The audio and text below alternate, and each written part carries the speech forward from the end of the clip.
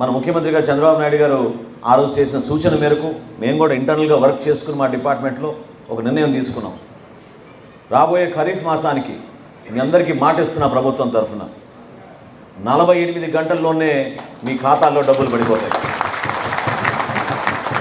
కేవలం 48 గంటల్లోనే. దానికి అన్ని విధాలుగా కసరత్తు చేసి టెక్నాలజీని ఉపయోగించుకుని